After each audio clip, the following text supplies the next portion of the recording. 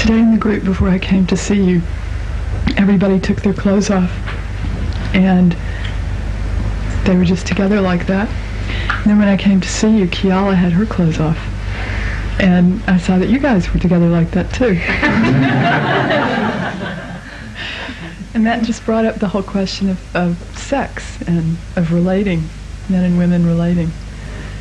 And I've heard you say a lot of things about it. But I wonder if you could just talk about how that is for you right now, relating with Kiala and being lovers or being together. Well, the first thing that comes up as you're talking is the ugliness that's just been created about a very beautiful thing. So all our energy around sex is totally imbalanced because it's been tabooed. And it's the same with whether clothes are on or off. Is nothing, just nothing. But this energy has been created around it to form control. And I saw very ugly things with that right at its source in Africa when I was there. I used to go driving every moment I had free. I used to drive out into the bush, and around where I was, Nairobi in Kenya, there are many tribes, and the tribes are all speak a different language, they're different people, and there's intermixing because they used to raid each other and take each other's women, and so there's mixing, but the tribes contain themselves, and most of them were naked, completely naked, or they had just a little thong around the genitals. Wonderfully, beautifully, graceful, elegant creatures, and just perfectly natural and very beautiful. And then the missionaries were there, and there were other villages where the missionaries had taken hold and got them to wear clothes to cover themselves up, and the clothes were filthy dirty because Africans don't wash. They don't wash because there's no water in most places, so they smelt. The African without clothes smells, but it's somehow it's like smelling a cow or a horse or an animal. It's a natural smell. In clothes it's not natural because it's been held there and the wind doesn't get through. And they had become unnatural to themselves, and they had many more diseases because by not washing they were holding the dirt there and getting diseases. So I saw right at the source this ugliness in action.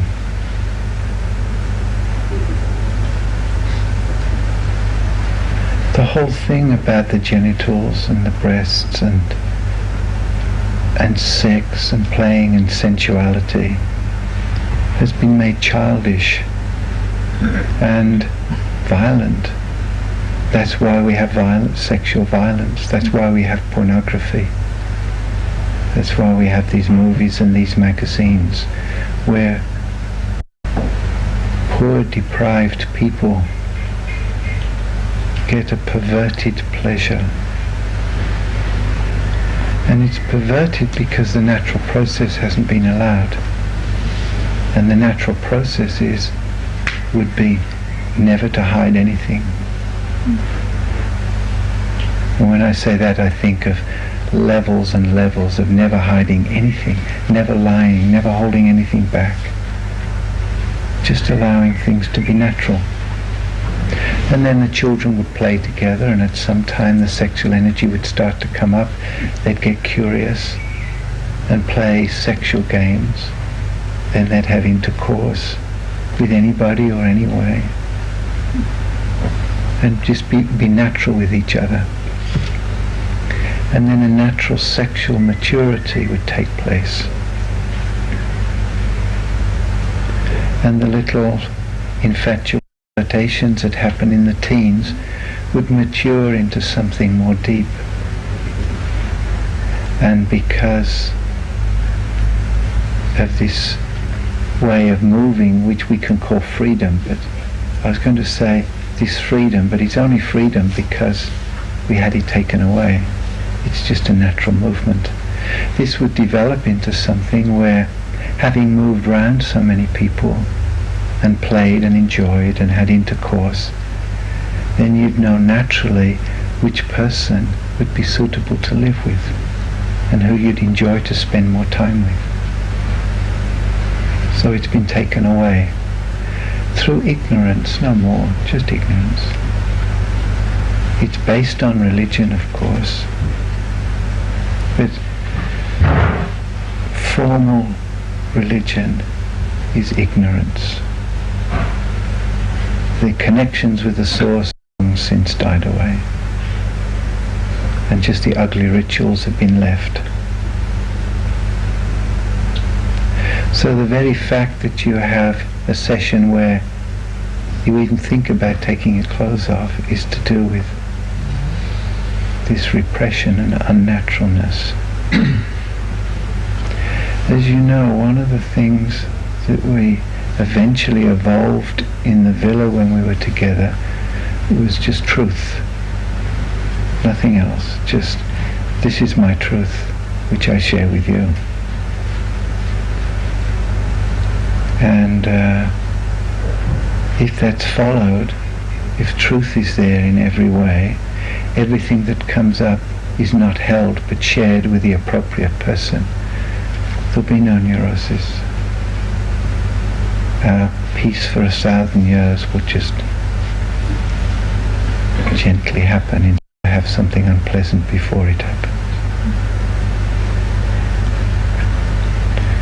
With Kiara and I,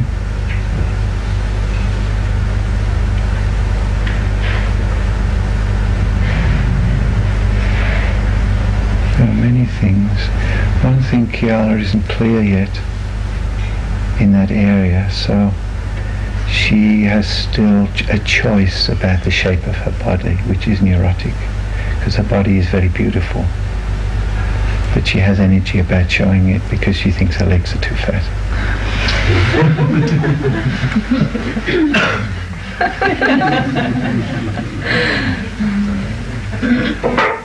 She has a very beautiful body.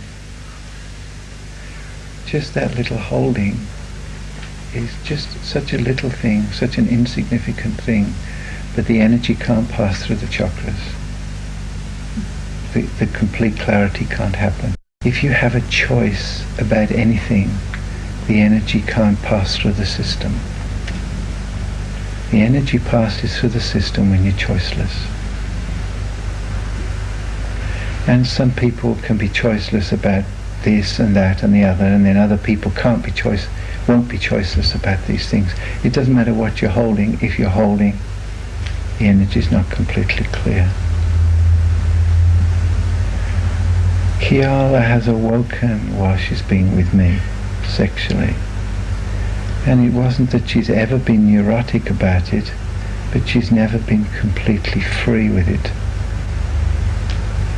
because she's never trusted before,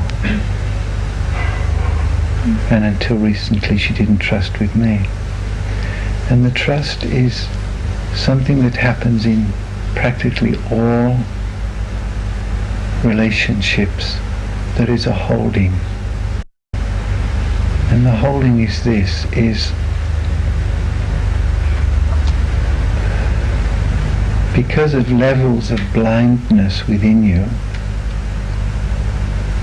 you have a conditioning within you about which you are not aware. So when you become infatuated with another, when the first fire happens, the first passion happens, there is a let go in that. The other has let go and you've let go. And it's mostly unconscious and it's mostly chemical. It's a drug. This system is built to reproduce, so it has a reproduction system. And part of that reproduction system is being infatuated with another. And if it's natural, it's the opposite.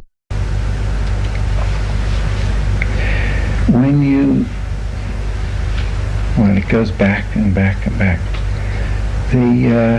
The system wants to reproduce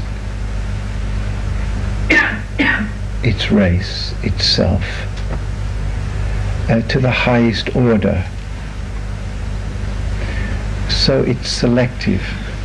And this is all automatic. So when you get infatuated, what you call fall in love, you fall in love with somebody that your system feels is suitable to produce an offspring.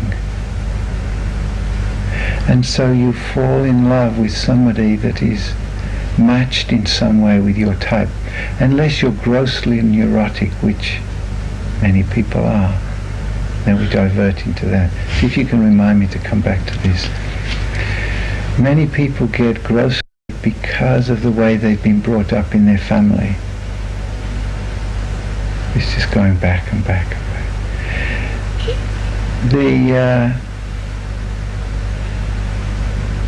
There's not, well, there is.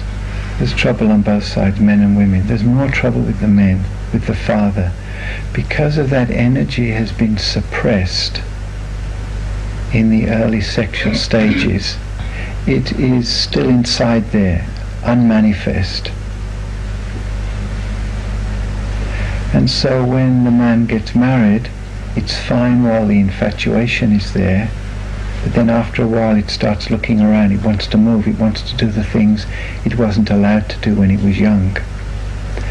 And then when it has a child, it has a sexual attitude towards the child, whether it's a male or a female. It has an attitude. And often the same with the woman, but with the woman more suppressed than the man, so it isn't quite so much trouble. But often it is a trouble too with a male child. And so when the children leave the family, they've usually got a distorted sexual attitude based on the parents' sexual suppression.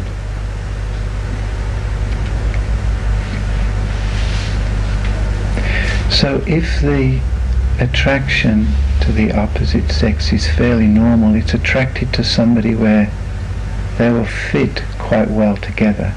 If it's neurotic and distorted, it seeks exactly the wrong thing. It seeks the father or it seeks the mother. So presuming it's fairly normal, when you see somebody, you meet somebody, chemicals are released in the system. That's what, when you fall in love, it's chemicals. It's not very romantic, is it?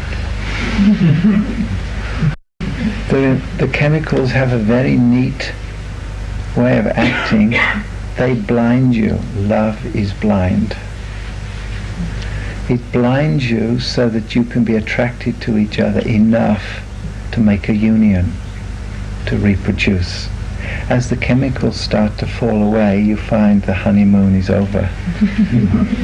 It's not so perfect. You start to see the other more clearly as they are. And then often the little endearments, the little things you enjoyed, just become annoying habits.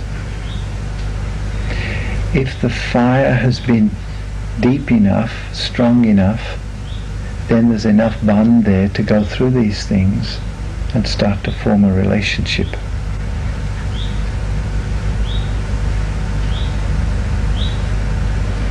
Then what happens is this: as the chemicals fall away, as an equilibrium is gained, you start to see the other more clearly. And then what happens is fear. And what you're afraid of is losing yourself in the other, because the other may leave you. And so when this energy comes to fall into the other, to become the other, it's like death. Love is death. Death to yourself. The other becomes more important than you. And so at that point, you pull back. And maybe the other is pulling back.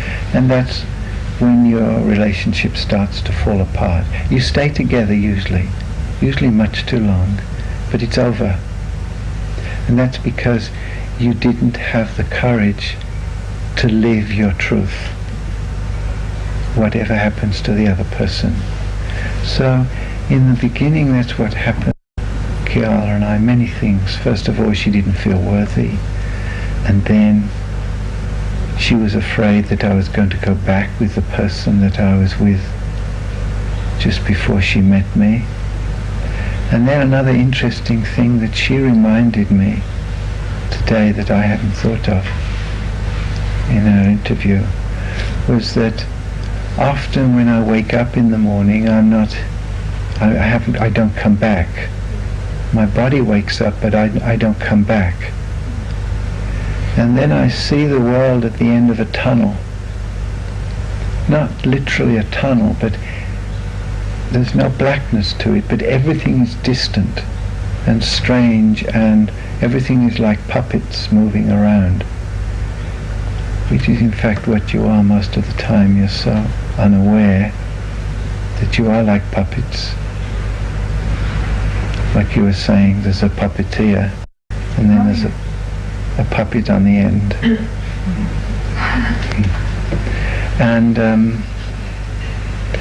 And then I'm not here. And Kiala was afraid of that one day I won't come back. So she held back her energy. And now she's starting to let it go. As she does, she's finding there is a union happening. And as this union happens, she is starting to go through the same states as I go through. So the similar sort of things are happening to her. And that's not to do with me, it's to do with herself. But the energy that happens in me is quickening the energy that's in her. So she is traveling in many planes.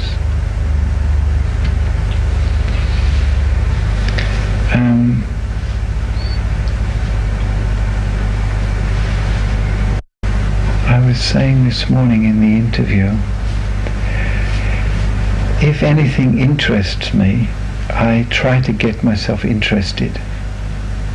If I do get attracted to somebody, I encourage getting attracted to keep me here as much as possible, because as I lose enthusiasm, certainly passion's gone, and mostly interest is gone. But if I can keep an interest in something, it keeps me here. And if I'm going to do the work I've come to do, I've somehow got to find a way of being in balance between the two. So at the moment, Kiala is very sensual and very present in her sensuality, and this system is responding to that. This system will go unconscious, so it's not possible for this system to be unconscious in lovemaking. It won't go unconscious. It doesn't matter how I try, it won't go unconscious.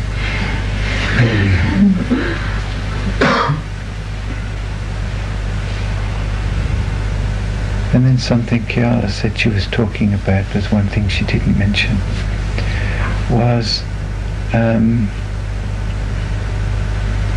I have to divert the energy quite often, because now all the chakras are open. I can have a climax instantly, almost anywhere, anytime. I'm on the edge of it the whole time. I live in that state. And that's just what it's like. It's like just before the final orgasm, that streaming, that energy, it's on that level the whole time. So she can just touch me, and if I went totally into that, then the orgasm would happen. So I stay back from that, and I just stay on the edge of that.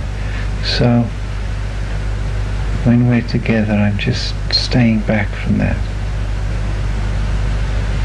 I don't recommend you do that. I don't recommend you play Tantra, because the Tantra that's practiced in the West is not Tantra at all.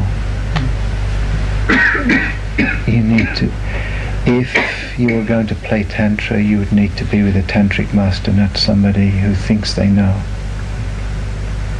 The basis of Tantra is you study many, many years before you have intercourse.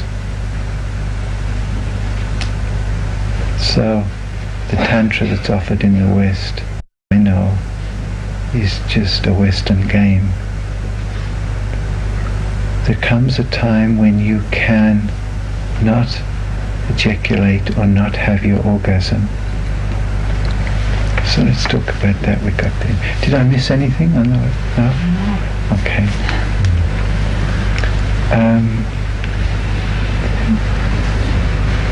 Probably everybody here, but certainly most of you, is sexually repressed, which means that you haven't completed that young energy. You haven't had sex every time you wanted to. You haven't fucked. I don't mean making love. I just mean fuck. Just, you do it. You'll never be satisfied that way, but it's part of the process. It's something you need to go through. Maybe once, maybe for a year, maybe for 3 years, but you need to go through that part until there is no residuals, uncompleted sex. Any sexual feeling you have is to do with this moment and is appropriate in this moment, and not stuff that's been backed up. If it's backed up, it will kill you. All backed up energy kills you. That's what your cancer is, that's what your rheumatism, arthritis, heart attacks. They're all energy that has not been expressed. If you express, if you live your truth moment to moment, you'll live beautifully and you'll die beautifully. If you suppress something, you'll live in an ugly way and you'll die in an ugly way. That unsuppressed energy will back up and kill you. And it doesn't matter whether you die or whether you live, it doesn't make any difference, except that it means you haven't completed, you have to come back again. And this, not the most beautiful planet in the universe. It's a very beautiful planet and it has endless possibilities. But it's a very rough place to come to.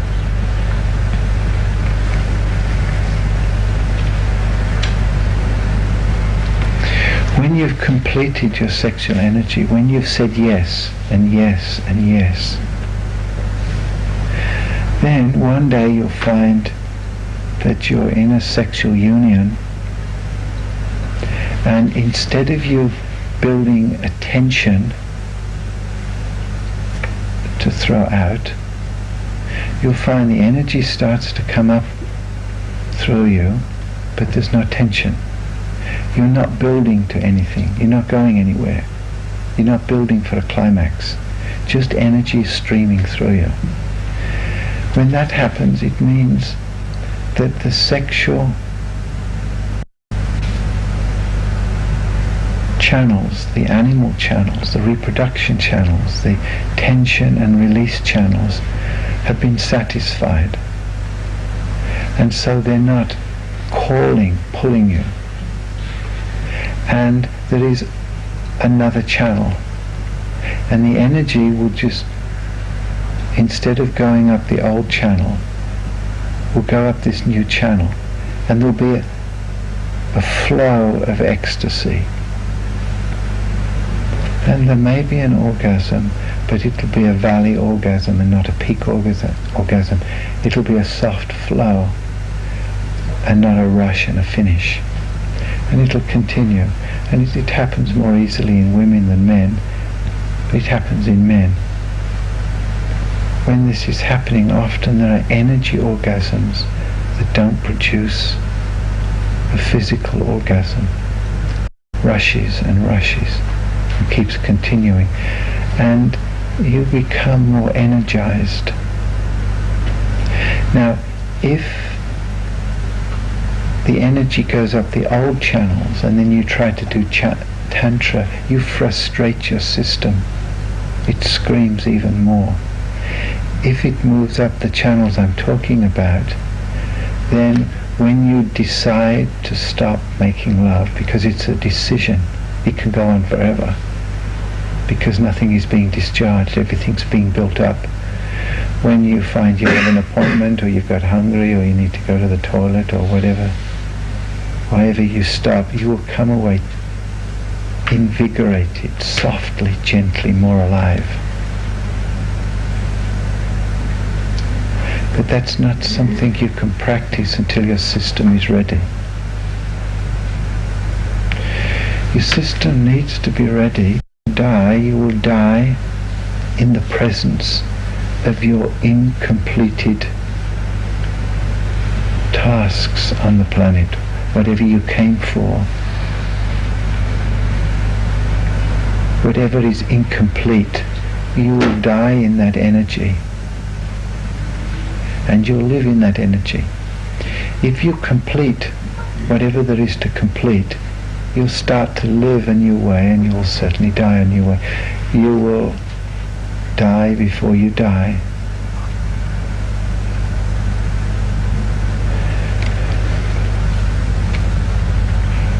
That's what you're here for, is you're here to die before you die.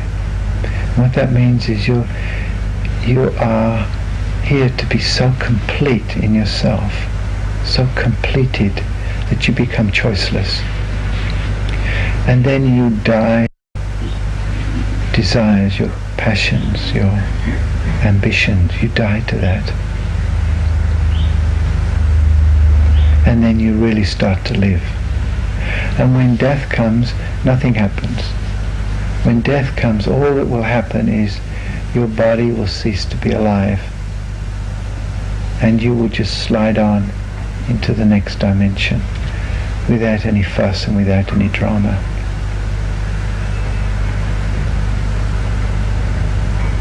Sex to death.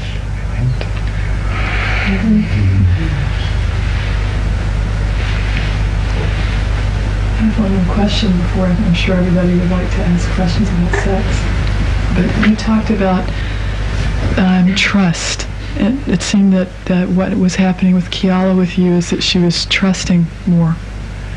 And I have the feeling that with women there is this trust, or the feeling that there's a need for trust to open. And what do you think about that? Well, we've built ourselves a very ugly cycle.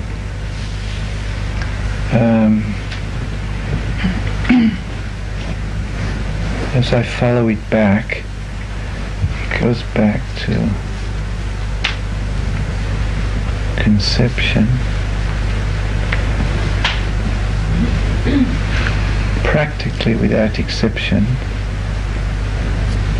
children are reproduced as an escape for the parents. Children are not produced for their own sake. They're produced because the parents' life are not complete. And so they bring in another soul to complete their lives. And you can't complete through another being. Most people's lives are so incomplete that they want a diversion, and that's what a child is.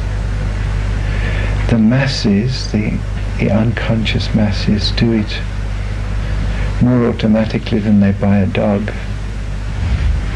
They just reproduce because you reproduce.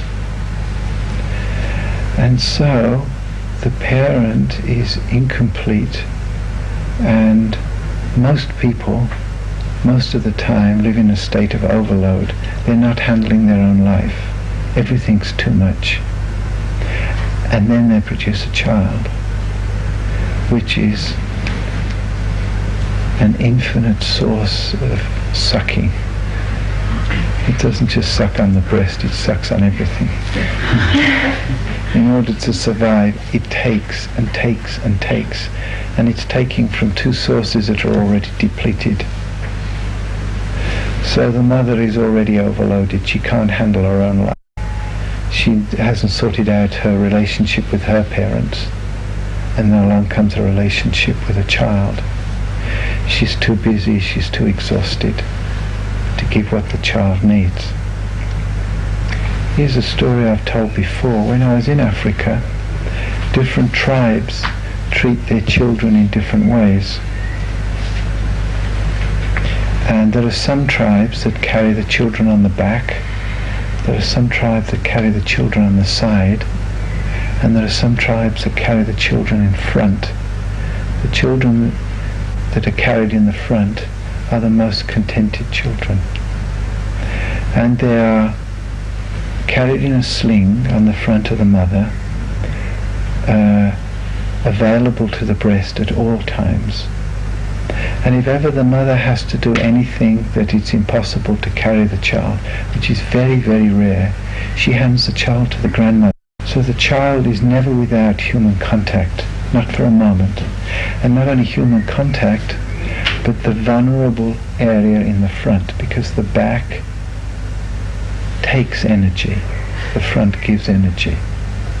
So the chakras at the back take in, the chakras in the front give out. So when the child's on the back, it's not actually getting so much, it's the energy gets taken through. In the front, it's being fed with energy also, this vulnerable part. The child never gets down from there until it asks to get down. Of course, it asks to get down when it sees other children running around, and it feels like crawling around. So it struggles and gets down, and the mother puts it down. The moment it wants to come back, it comes back. These children never cry. They never cry. They laugh. Most African children laugh. Most of the time, nothing. Often they're hungry until they reach a certain state of starvation, and then they just become blank. But they just laugh and they play and they have fun.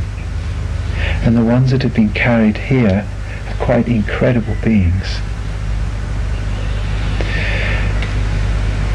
As you know, most mothers don't have time to give their children touching, let alone carry them here next to the skin for 24 hours. So the child is deprived. You're all deprived. There's a longing in you, and it's because something wasn't completed. I'm not saying that's wrong, I'm just saying that's a fact.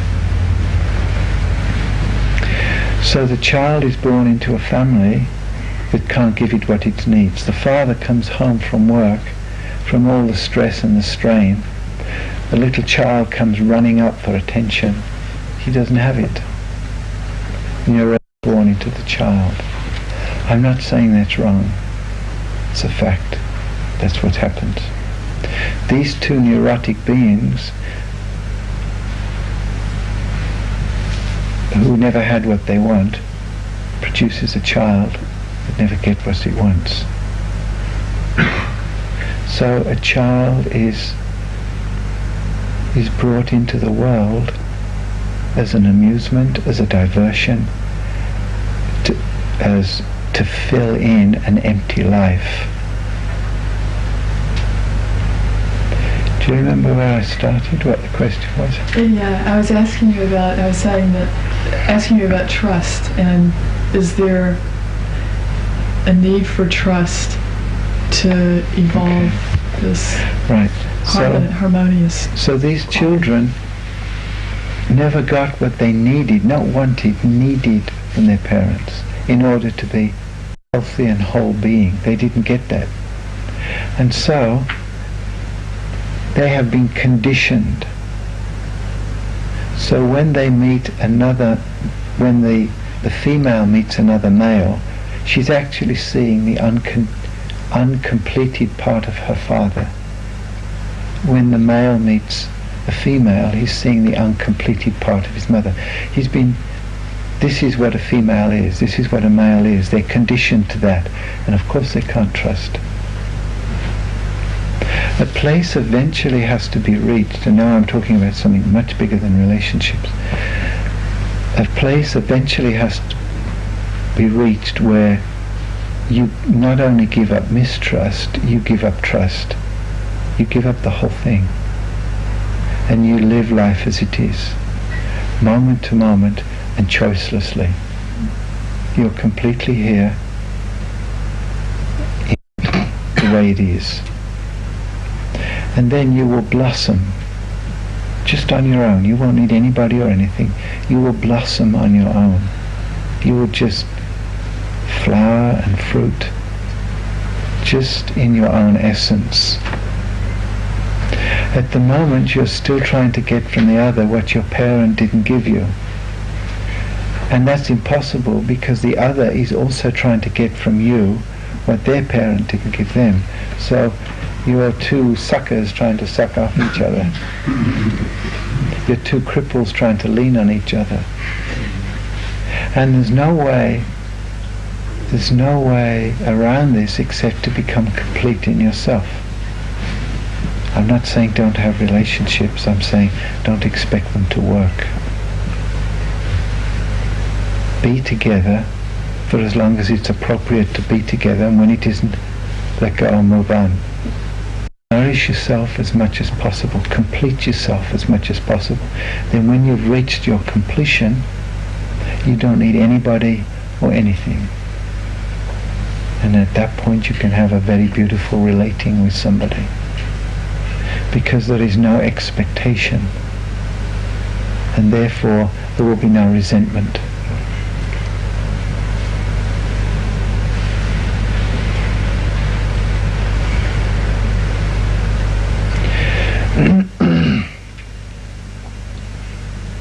Somebody who was sitting here yesterday said something. They apologized for their question. You ask anything. Just if there's something you want to ask, you ask. Paul, you said about something about the child. You have to go to yourself. So maybe I haven't completed something. It's what it's what I hear. I don't follow your logic in that. I don't know where you got to with that. I don't know how you came to that conclusion. Listening to you. I beg your pardon? Listening to you. You said because you have children yourself, that means that you haven't been complete yourself because you at that produced time. children. Yeah. And that isn't strictly true, but it's almost true. At that time, I said to the mother, they're your children. And I take no responsibility at all. That they're not my children. And I said to the mother that I know I cannot bring up children. I know that I'm not to bring up children. That I'm not complete in myself, and I don't have any spare energy for anybody else. Except when I've reached a certain place, and then I have a little bit, and then I have to come back. I also said to the mother at that time that I'm not here to reproduce children, I'm here to discover who I am. And the mother knows that. She forgot it for a while, but now she remembers.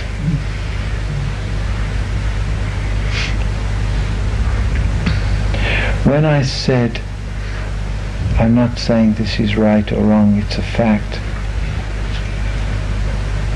You choose your parents, and you choose them because they are going to give you the distress that you need, not the support you need, the distress you need. They are going to give you the conflict inside that, if you are aware and accepting and choiceless, formula. Life is giving you what you need. So one of my daughters is here, and she's had very little contact with me compared with most children. Most of the time I've been away somewhere else. And there's been a resentment, and there probably still is some resentment there about that. But the fact is, she's grown up to be a very beautiful being, an exceptional being. And most of you may not see that because she never shares that. She doesn't even share it with me. She is an exceptional being. She's a light being. And she can see you. She has the gift of seeing. She also has the gift of healing. And she's not using that yet because she doesn't really know who she is. She can meet you and see you and tell you what, and she's still young with that and hasn't taken that yet. And what my part has been in it by not being with her, I don't know, but she is as she is because of her circumstances as well as who she was born to be. And each of you are who you are because of your circumstances, which were all meant to be. You designed them. You designed your life. You've designed your crises. You planned them before you came. You designed your car accidents. You designed your illnesses. You designed your conflicts in relationships. You designed them before you came to this dimension, so that you could transform in that. So she chose me, although she doesn't remember. She chose me. Being with me would give her the circumstances she needed. And then you only have two choices on this plane. There is only two choices. You have free will that appear to give you endless choices. Free will does not give you endless choices. Your two choices are to accept or to reject. That's all. If you reject, you perpetuate your hell. If you accept with awareness, you move closer and closer to your being.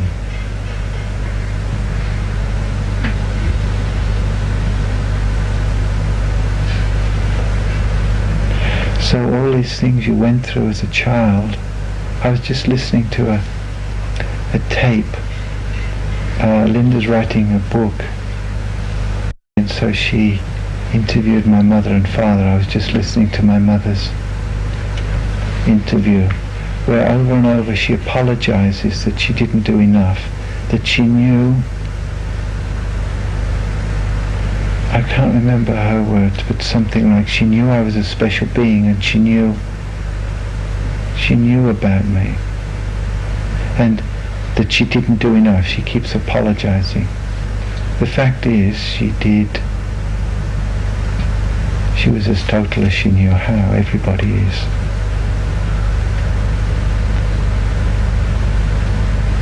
What she did was perfect. Everything's perfect.